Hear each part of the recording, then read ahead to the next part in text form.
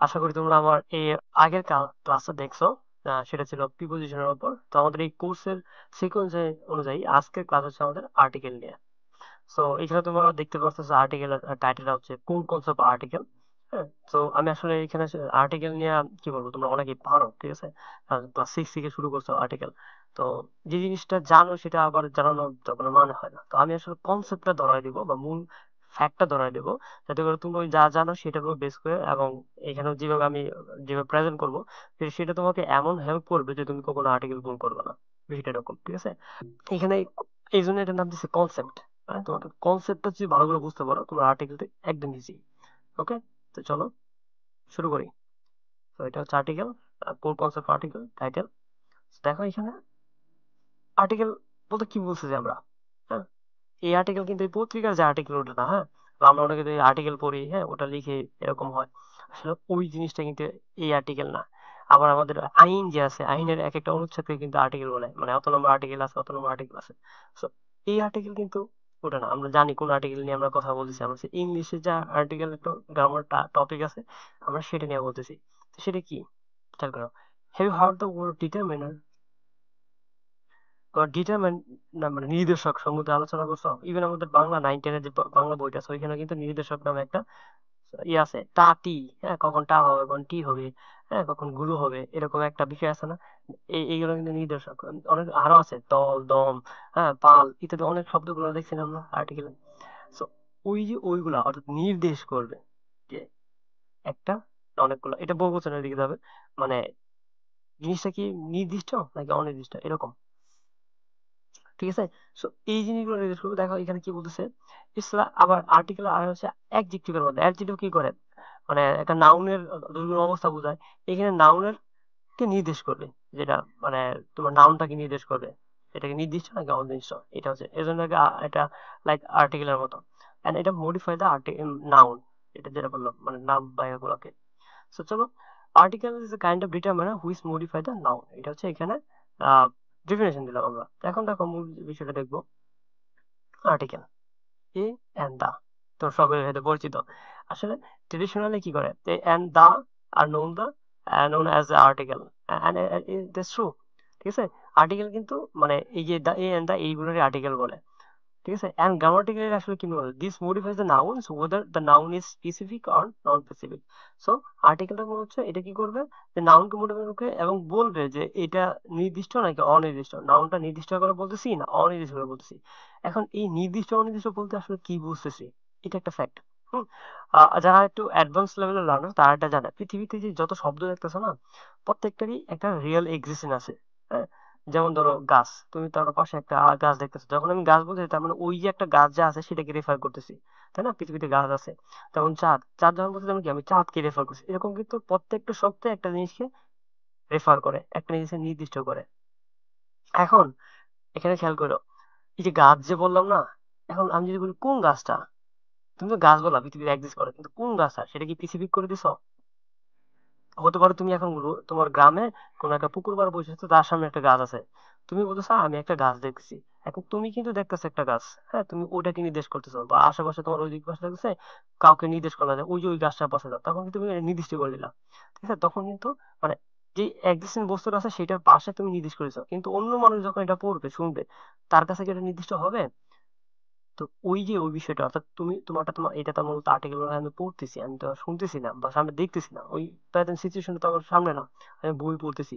তো ওই বইয়ের মধ্যে আসলে আমি প্রেজেন্ট সিচুয়েশনে কিভাবে ফুটে তুলবো, কিভাবে কোনটা নির্দেশ করবো বা নির্দেশ করবো কিনা, বা আমি জেনারেল ভাবে বলবো নাকি স্পেসিফিক ভাবে বলবো, এই বিষয়গুলো কিন্তু আর্টিকেল ডিটারমাইন করে। কনসেপ্টটা বুঝতে পারছো, বিষয়টা এরকম। তো এখন কোনটার জন্য কোনটা ব্যবহার করি আমরা, দেখো যে এ এন্ড দা কখন কোনটা হবে, স্পেসিফিকের জন্য কোনটা হবে আর নন স্পেসিফিকের জন্য কোনটা হবে।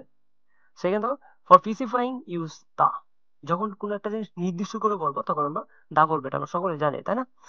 আবার for non specific use A N, ঠিক আছে। যদি স্পেসিফিক না হয়, যে বললাম যে আমি অনেক গাছ দেখতেছি, and এই কোন গাছ আমি জানি না, যেটা কি আম গাছ নাকি জাম গাছ, এরকম নির্দিষ্ট করা নেই, জাস্ট খালি গাছটা জেনারেল নামটা বললাম, তখন কিন্তু এ আন হবে, a tree, I am watching a tree, something like that. ওকে,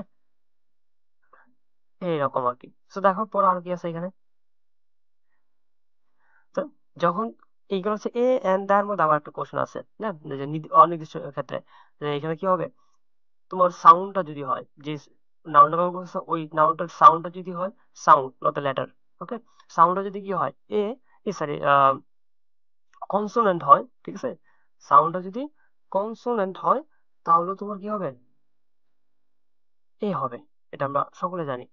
আবার তোমার যে ওই সাউন্ডটা মানে বাউল হয়, আর তুমি যে ওয়ার্ডটা ব্যবহার করছো, যে ওয়ার্ডটা রেখেছো ওটার প্রথম সাউন্ড, উচ্চারণের প্রথম সাউন্ডটা বাউল হচ্ছে, তাহলে কি হবে, মানে ওটার প্রথম সাউন্ড বাউল হলে সেটা অ্যান হবে, then an office, an about, something like that.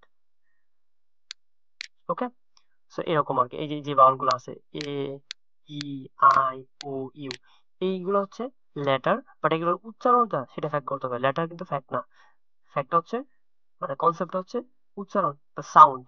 ওকে, পরে দেখো এখানে মেইন এখন আরেকটা জিনিস, সিঙ্গুলার টেক্স এ এন, আমাদের যত নাউন গুলো আছে যেগুলোতে সিঙ্গুলার হয়, হ্যাঁ, ডায়লগ গুলো আগে আমরা মূলত এ এন ব্যবহার করি, আর প্লুরাল কোন সময়, মানে প্লুরাল কিন্তু এ এন নেয় না অনেকগুলো বুঝাইলে, এইটা একটা ফ্যাক্ট, যদি এখানে নির্দিষ্ট অনির্দিষ্ট বিষয়টা আসে না, বাট প্লুরালের সাথে কোনো সময় এ এন, যদি প্লুরাল হয়, হ্যাঁ, তাহলে কখনোই এটা আসবে না, প্লুরালের সাথে সবসময় কি হবে, দা যাবে অথবা জিরো আর্টিকেল বসবে, বিষয়টা এরকম হবে আর কি। আচ্ছা, প্লুরাল টেক্স দা, ওকে, আশা করি বুঝছো। তো হুইজ নাউন, আচ্ছা আমরা যে নাউনের কথা বললাম, নাউনের আগে বলবো কোন নাউনের আগে, আগে মাথায় রাখবো, আমরা অনেক নাউনের টাইপস দেখছি, হ্যাঁ, একটা কমন নাউন আছে, পর হচ্ছে কালেক্টিভ নাউন আছে, হ্যাঁ, ম্যাটেরিয়াল নাউন আছে, পর হচ্ছে কাউন্টেবল নাউন আছে, শুধুমাত্র এইগুলোর আগে কি বলবে তোমার, আর্টিকেল গুলো বলবে, যদি এটা কমন বা এরকম হয়, কোনো প্রপার নাউনের আগে জিরো আর্টিকেল, কোনো আর্টিকেল বলবে না।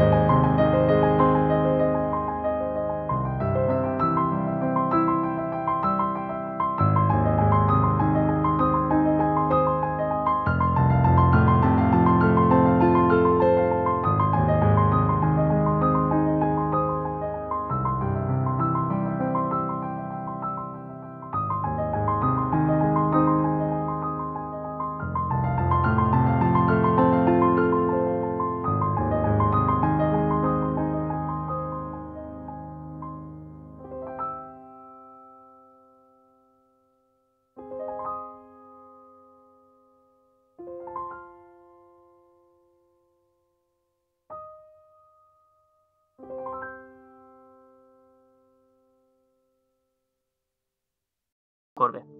সো দেখা হচ্ছে পরবর্তী লেকচারে। আল্লাহ হাফিজ।